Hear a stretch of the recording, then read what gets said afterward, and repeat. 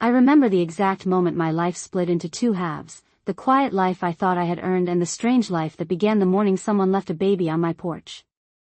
But that is not the part people usually find surprising. The surprising part is what that baby became 24 years later. The morning it happened was colder than most October mornings in our small Ohio town. I had lived in that same white wooden house for almost 35 years, long enough to recognize every sound the porch made when the wind pushed against it. So when I heard a soft knock just after sunrise, it did not sound like a visitor. It sounded hesitant, almost apologetic.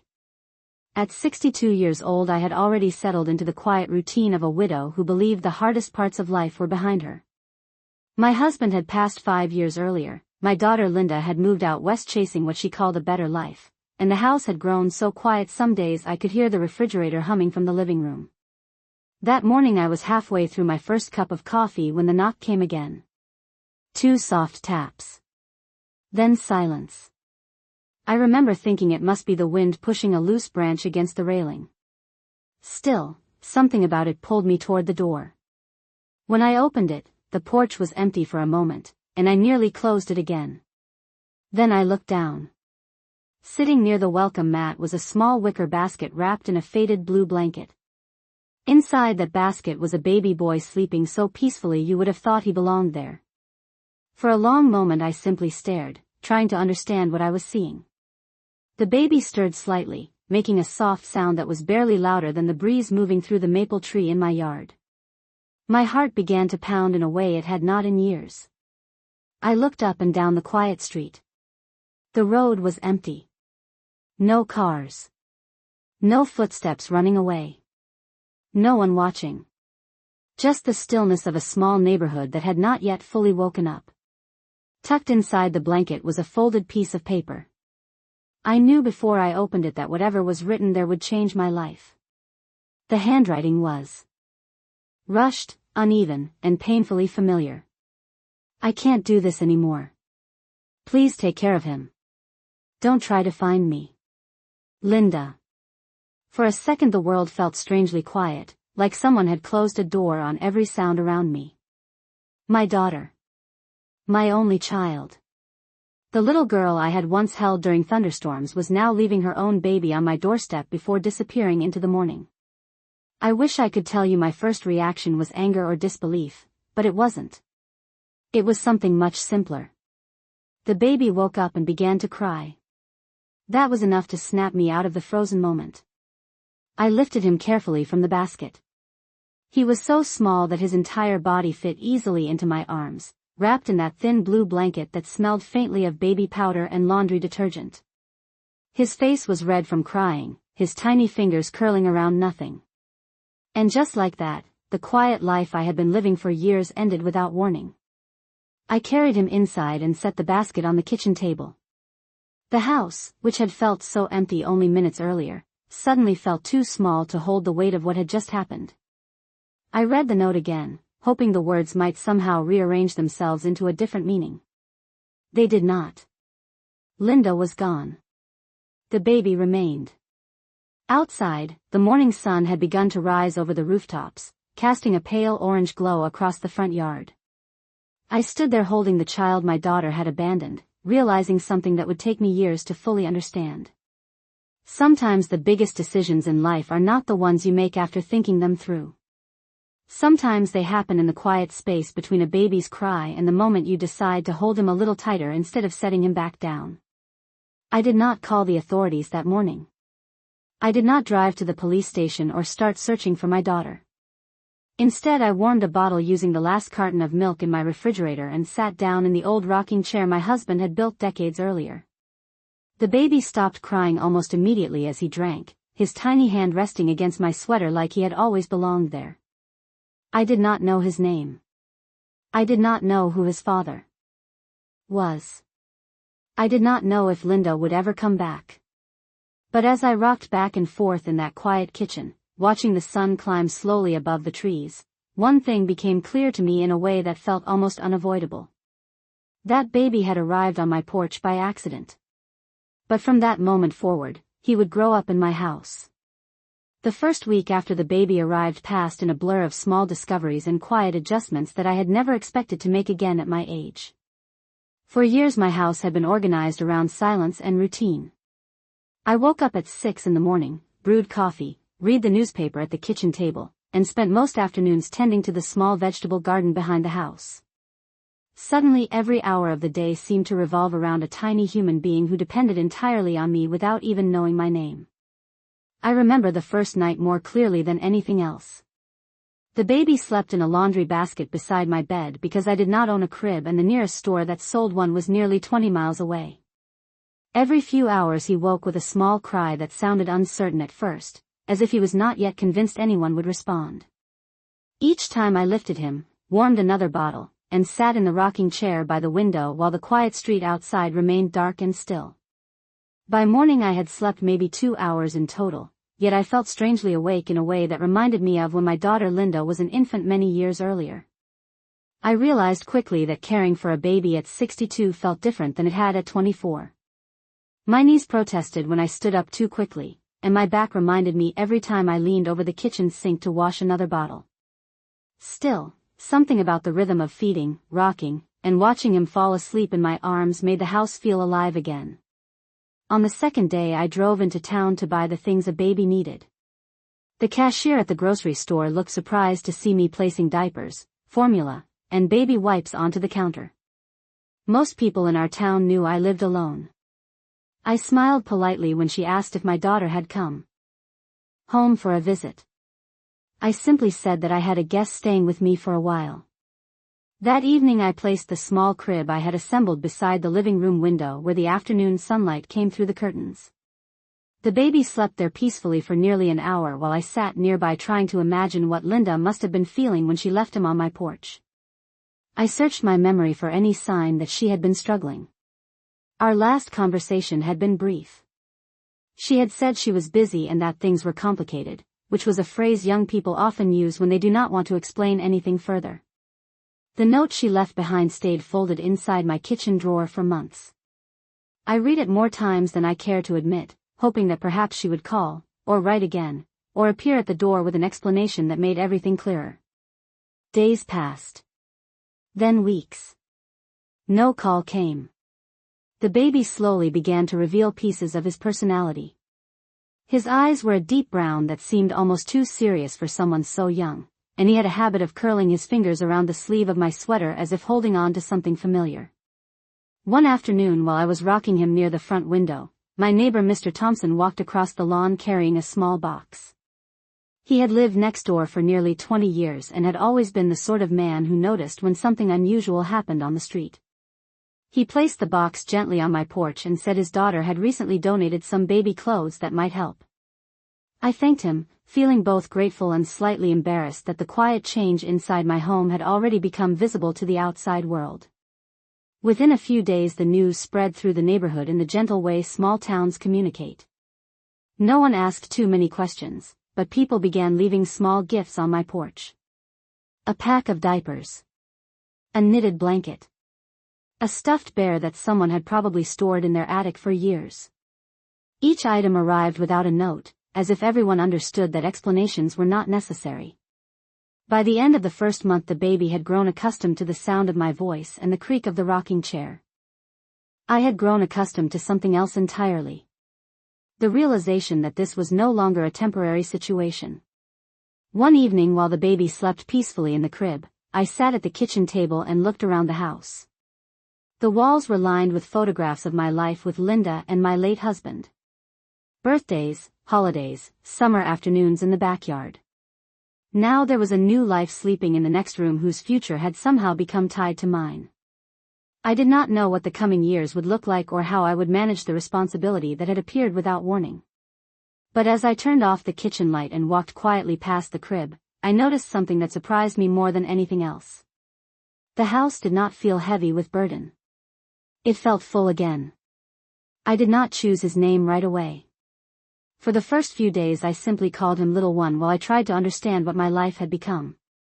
Naming a child felt like something that belonged to parents who had carefully planned a future, not to a grandmother who had unexpectedly found a baby on her front porch before sunrise. Still, as the weeks turned into months it became impossible to continue without giving him something that belonged only to him. One quiet afternoon I sat in the rocking chair by the window while he slept in my arms, studying his small face and wondering what kind of life he might have if I did my job well. The name Daniel came to me slowly, not because of any grand meaning but because it sounded steady and calm, like the kind of person I hoped he might grow into. From that day forward he became Daniel. Saying his name out loud felt like placing a small anchor in the uncertain water my life had become. Raising Daniel was not easy, but it was never as frightening as people seemed to think it would be. The hardest part was explaining the situation to those who believed I had made a mistake by keeping him. A few weeks after Daniel arrived, my sister Carol drove 2 hours to visit me after hearing the story through the quiet network of relatives who always seemed to know everything before anyone said a word directly. She stood in the living room holding her purse tightly as she watched Daniel sleeping in the crib near the window. Carol had always been practical in a way that sometimes felt cold. She folded her arms and looked at me with concern that sounded more like warning than sympathy. She said, "Margaret, you are 62 years old and you have already raised a child. You should be enjoying your retirement, not starting over with someone else's responsibility." She suggested that social services could place Daniel with a family who was younger and better prepared. I listened carefully because Carol was not entirely wrong. My savings account was modest and my energy was not what it once had been. Still, I looked at Daniel sleeping peacefully with one small hand resting against the blanket and I felt something settle firmly inside my chest. I told Carol that I understood her concern but that Daniel was already home. She studied my face for a moment and seemed to realize the decision had already been made long before she arrived. The conversation ended quietly after that. She stayed for dinner and left before sunset without mentioning the subject again. As the seasons changed, Daniel grew stronger and more curious about the world around him. By the time he was learning to crawl across the living room floor, he had developed a determined little expression that reminded me very much of Linda when she was a toddler. Sometimes the resemblance made my heart ache, but most days it simply reminded me that life has a strange way of weaving people together even when they try to walk away from each other. Daniel's first birthday arrived on a warm spring afternoon. I baked a small cake using a recipe my mother had taught me decades earlier. There were only 3 of us in the house that day. Daniel, myself, and Mr. Thompson from next door, who brought a small toy truck wrapped in newspaper because he said babies enjoy tearing paper more than opening boxes. We sang happy birthday in the kitchen while Daniel sat in his high chair looking confused by all the attention. After the cake was finished and the dishes were washed, I stood at the kitchen sink watching Daniel play with the toy truck on the floor. In that quiet moment I realized something that had slowly become true without me noticing. Daniel was no longer simply a child I was caring for temporarily. He had become my family in the deepest and simplest sense of the word. The years that followed moved faster than I ever expected. Daniel learned to walk across the same wooden floor where my daughter had taken her first steps decades earlier. He learned to speak his first words while sitting beside me in the garden during the summer afternoons. Sometimes neighbors would ask if I ever expected Linda to return. I always answered honestly. I said I did not know. What I did know was that Daniel never asked about her during those early years. To him the world had always been simple. There was the small white house on Maple Street, the garden in the backyard, the old rocking chair by the window, and me. That was the entire universe he understood. And somehow that simple universe was enough. The years continued to move forward with the quiet rhythm that only small towns seem to understand. Daniel grew taller each season, his childhood unfolding inside the same house where my daughter Linda had once grown up.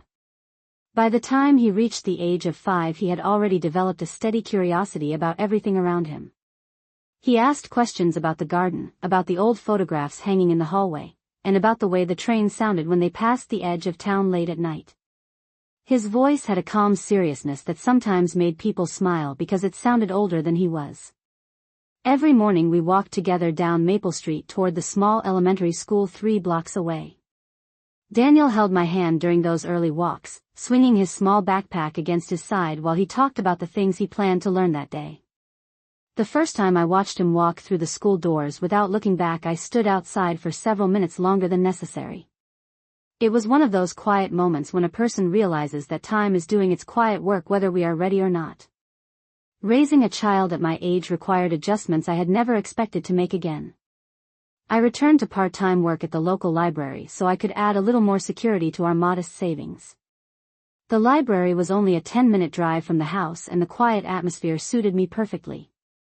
Daniel spent the afternoons there after school, sitting at one of the small wooden tables while he read books that were often meant for children several years older than he was. The librarians quickly became fond of him because he asked thoughtful questions about the stories he read and always returned each book carefully to the counter with a polite thank you. At home, Daniel began helping me with small chores around the house.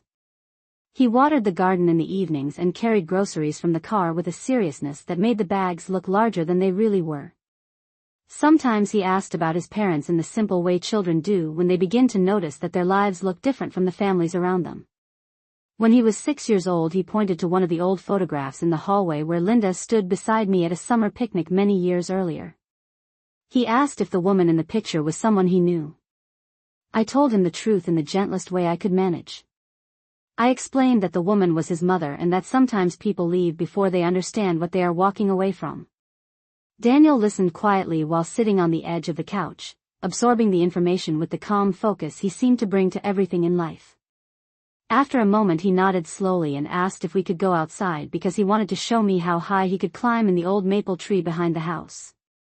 That was the way Daniel handled difficult truths even as a child.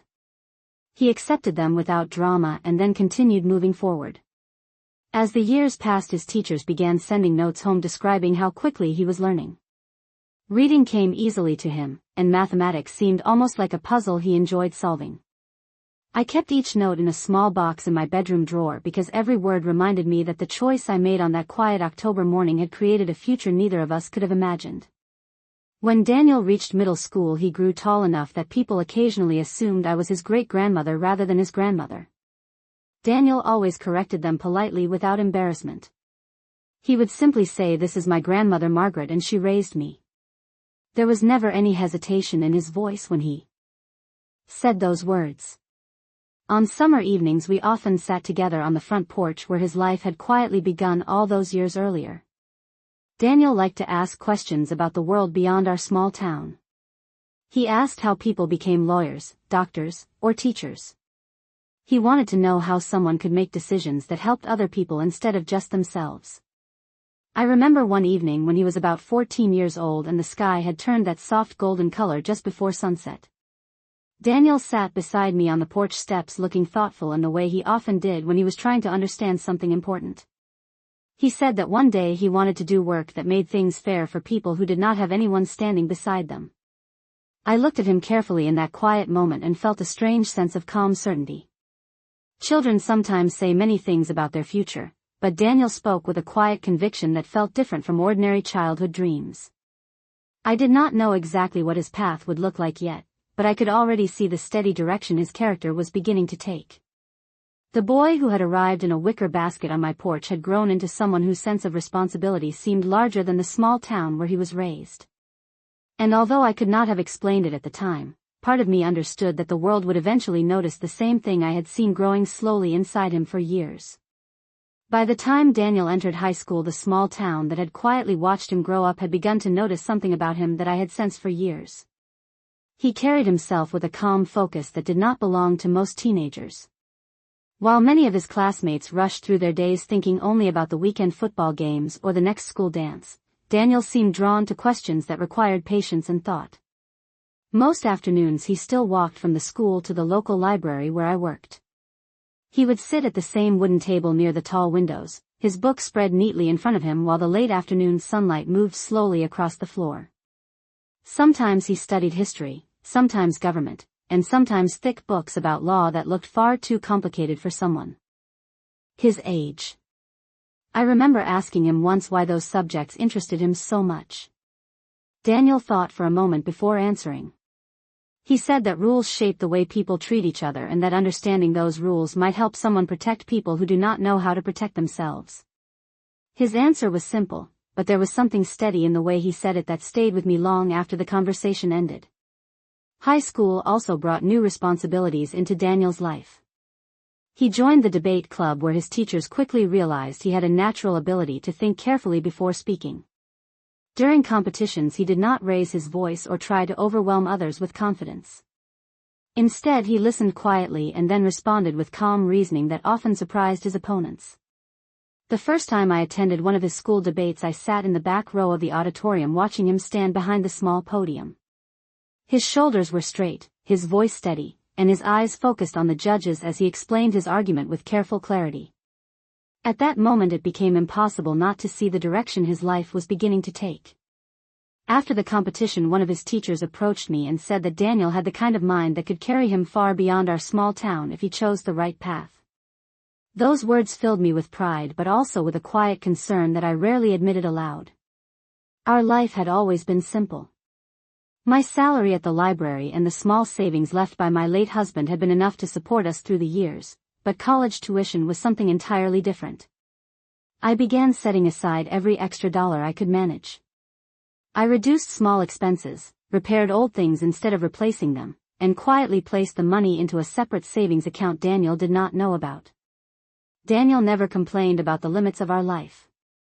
In fact, he seemed to understand our situation without needing it explained. When he turned 16 he asked if he could find a part-time job after school. Soon he was working several evenings a week at the local grocery store bagging groceries and organizing carts in the parking lot. Every Friday evening he returned home with a small envelope containing his paycheck. Without hesitation he placed a portion of it into a jar he kept on the kitchen shelf. When I asked him why he was saving so carefully he simply said that education was an investment and that every investment required patience. Watching him grow into that kind of young man filled the house with a quiet sense of purpose. The years passed quickly during that time. Daniel finished high school near the top of his class and his teachers encouraged him to apply to universities that offered strong programs in law and public policy. One autumn afternoon during his final year of school he walked into the kitchen holding a large envelope with the name of a respected state university printed across the front. His hands were steady but his eyes revealed the anticipation he was trying to control. We opened the envelope together at the kitchen table where so many moments of our life had taken place. Inside was a letter explaining that Daniel had been awarded a scholarship based on his academic achievements and leadership potential. The scholarship would cover most of his tuition if he chose to attend their pre-law program. For a moment neither of us spoke. The quiet kitchen seemed filled with the weight of all the years that had led to that single piece of paper. Daniel looked at me carefully before saying something that I will remember for the rest of my life. He said that none of it would have happened without the woman who opened her door 24 years earlier. In that moment I realized something important. The child who once slept in a wicker basket beside my bed had grown into a young man whose future was beginning to stretch far beyond the quiet street where his story had begun. The day Daniel left for the university arrived on a quiet morning that felt strangely similar to the morning he had first arrived on my porch many years earlier. The sun had just begun to rise over Maple Street, casting a soft light across the white wooden house that had held nearly his entire childhood. The same porch steps where I had once found a wicker basket now held 2 suitcases and a worn backpack filled with books. Daniel stood beside the car checking his list one last time, making sure he had packed everything he would need for the long drive to campus nearly 3 hours away. Watching him there, tall and steady, it was difficult to believe that the young man adjusting the straps on his backpack was the same child who once held my sweater sleeve while learning to walk across the living room floor. The town had always been small, but that morning it felt even smaller as if it understood that someone who had grown up on its quiet streets was preparing to step into a much larger world. Before we left, Daniel walked slowly around the house as if committing every detail to memory. He paused beside the garden in the backyard where he had spent so many summer evenings helping me water the tomato plants and pull weeds from the soil. Then he returned to the porch and looked at the old rocking chair that still sat near the front window. He smiled gently and said that it was the first place he ever remembered feeling safe. The drive to the university took us through long stretches of farmland and small towns that looked very much like our own. Daniel spent most of the trip looking out the window quietly, thinking about the life that was beginning to unfold in front of him. When we finally reached the campus, the buildings rose tall and proud compared to anything in Maple Street. Students moved quickly across the sidewalks carrying books and coffee cups, their conversations blending into the steady hum of a place filled with ambition and possibility. Daniel stepped out of the car and looked around with calm curiosity rather than nervous excitement. That was always his way. He did not rush into new situations. He observed them first, studying the details until he understood where he fit within them. We carried his belongings into the dormitory building where a young resident assistant showed us his room on the 3rd floor. It was small but bright, with a window that overlooked a wide green lawn where students were already gathering between classes. Daniel placed his books carefully on the desk and arranged his few personal items with the same quiet order he had always kept in his room at home. When everything was unpacked, we stood together near the window for a moment without speaking. I could feel that familiar mix of pride and uncertainty that every parent or grandparent experiences when a child steps into independence. Daniel finally turned toward me and said that the house on Maple Street would always be home no matter how far he traveled. I nodded because I understood exactly what he meant. Home is not always defined by walls or streets. Sometimes it is simply the place where someone chose to stay when leaving would have been easier. After a final hug, I walked slowly back to the car and began the drive home alone. The road seemed longer that afternoon, perhaps because the passenger seat beside me remained empty for the first time in many years. When I reached Maple Street, the house looked exactly the same as it always had, quiet and steady beneath the shade of the old maple tree. Yet something inside it had changed. Daniel's room remained neat and organized just as he had left it that morning. His books were gone, his desk cleared except for a small photograph of the two of us standing in the garden several summers earlier. I placed the photograph carefully on the shelf and sat down in the old rocking chair by the window. Outside, the porch where his story had begun remained silent in the late afternoon sunlight. As the house settled into its familiar quiet, I realized that Daniel's journey was only beginning. The world beyond Maple Street would challenge him in ways neither of us could fully imagine yet. But I also knew something with absolute certainty.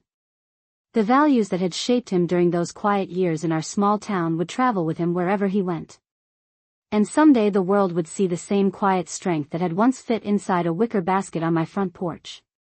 The house on Maple Street returned to its quiet rhythm after Daniel left for the university, but the silence felt different than it had before he arrived all those years earlier.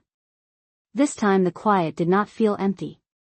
It felt patient, as if the house itself understood that the story it had helped shape was continuing somewhere far beyond the street where it began. Daniel called every Sunday evening without fail. Sometimes he described his classes, sometimes the long hours he spent studying in the campus library, and sometimes the debates he joined with other students who believed they understood the law as well as he did.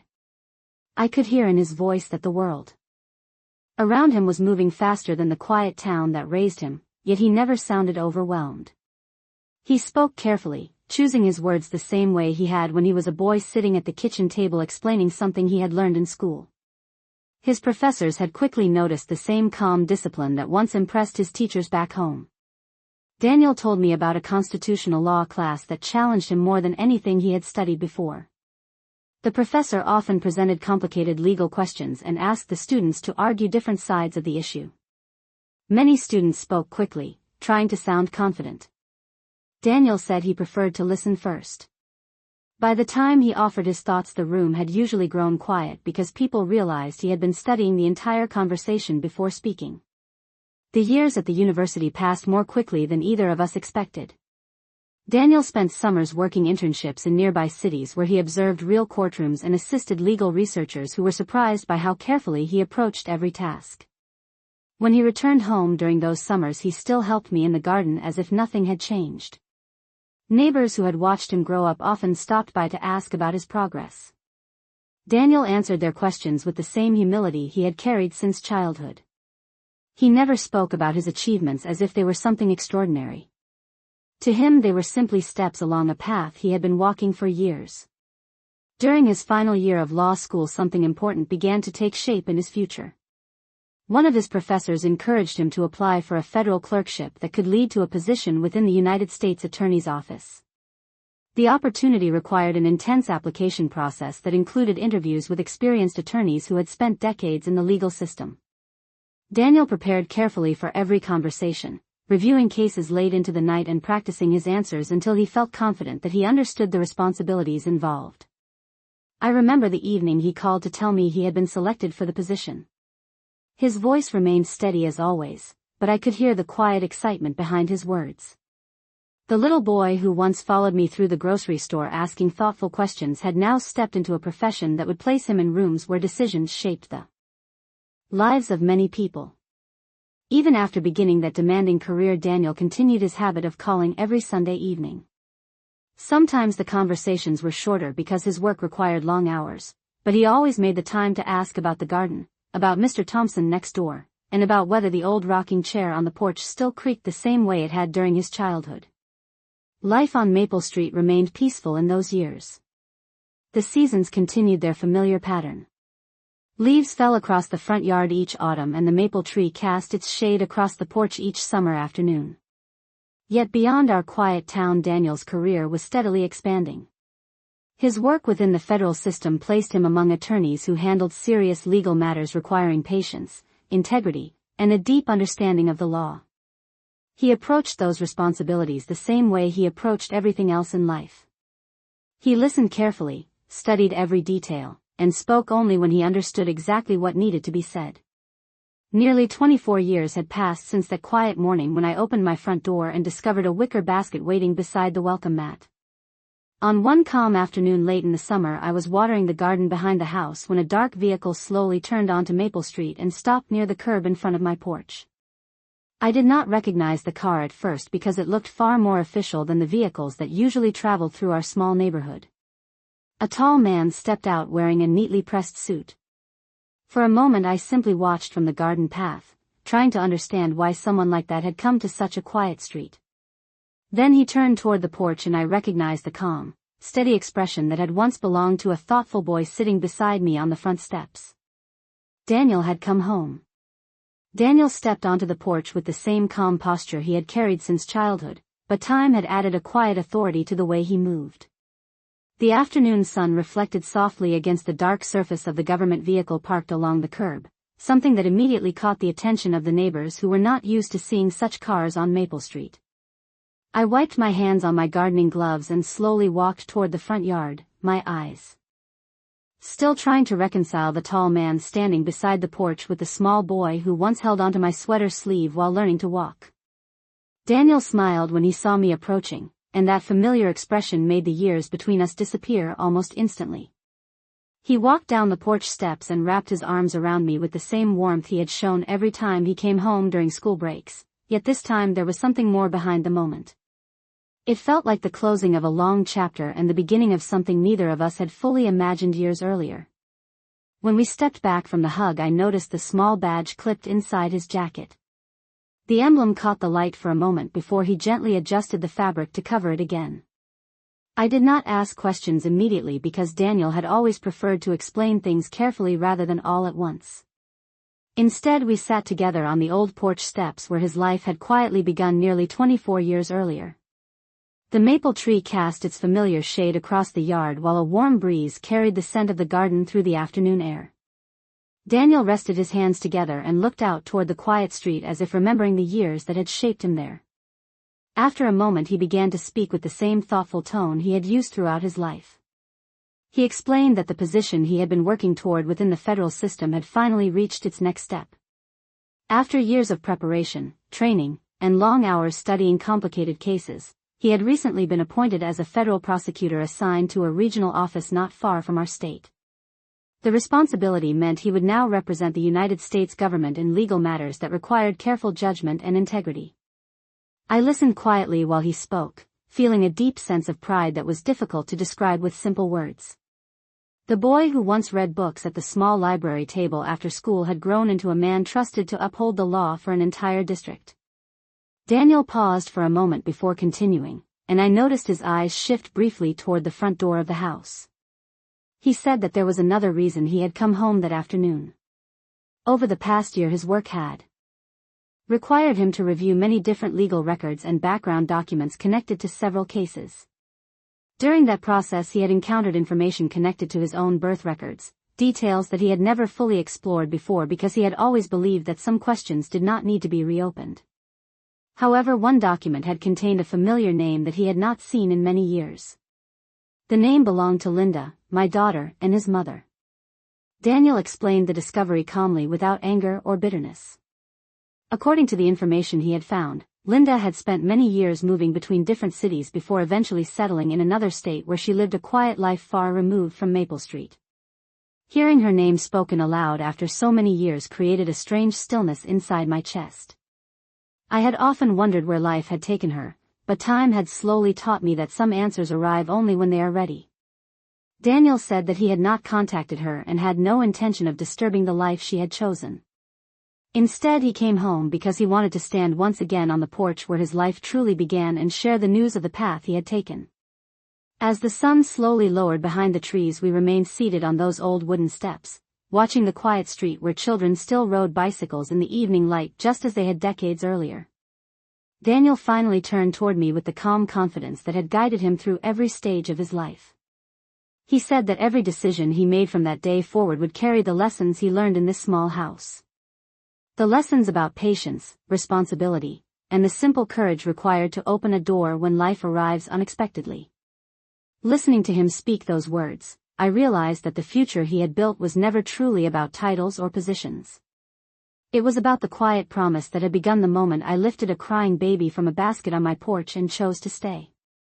We sat on the porch long after the sun began to sink behind the maple trees, letting the quiet of Maple Street settle around us the way it always had. The same streetlights flickered on one by one along the sidewalk, and somewhere down the road a screen door closed with the familiar wooden creak that had echoed through this neighborhood for decades. Daniel leaned back slightly against the railing, his eyes moving slowly across the yard as if every small detail still belonged to him. In many ways it did. This was the place where he had taken his first steps, learned to read his first book, and discovered the kind of person he wanted to become.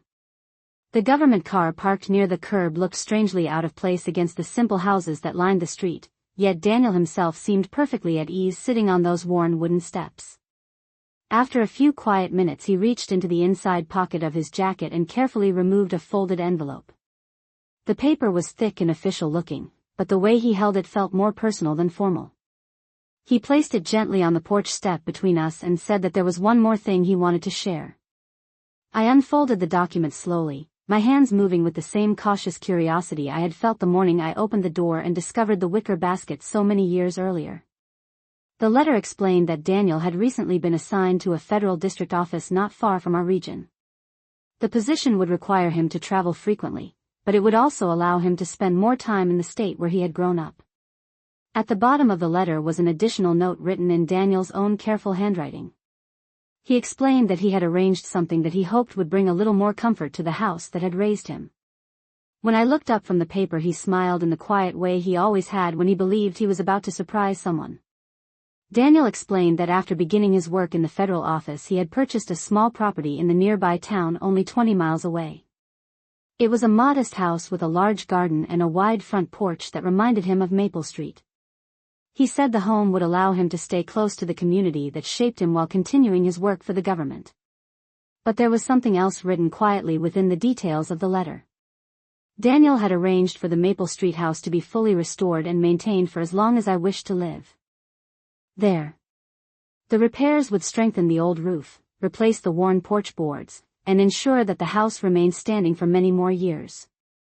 He said that the place where his life began deserved to be cared for just as carefully as the person who opened the door that morning long ago. I felt my throat tighten slightly as I read those words, not because of the repairs themselves but because of what they represented. Daniel had never forgotten where his story truly started. The world might now know him as a federal prosecutor, a man trusted with responsibilities that carried great weight, but in his heart he still understood that everything began on a quiet porch with a woman who chose to stay. The evening air grew cooler as the last light faded from the sky. Across the street a porch light turned on and cast a soft glow across the pavement. Daniel stood and walked slowly toward the edge of the yard, looking down the sidewalk where he had once ridden a small bicycle while I watched from the porch steps. After a moment he turned back toward me with that same calm expression I had seen countless times throughout his life. He said that people often believe success comes from ambition or intelligence alone, but he had learned something different. The most important moments in life often begin quietly, with a single decision made when no one else is watching. 24 years earlier, someone had left a baby on a porch before the sun came up. A woman opened the door and decided not to close it again. That simple choice had shaped everything that followed. As Daniel finished speaking, he walked back up the steps and helped me stand. Together we looked at the old welcome mat near the front door where the wicker basket once rested. The porch boards creaked softly beneath our feet just as they always had. And in that quiet moment I understood something that had taken nearly a lifetime to see clearly. Sometimes the smallest act of kindness grows into a future far greater than anyone could imagine. And sometimes the life you choose to protect becomes the one that returns years later to protect you.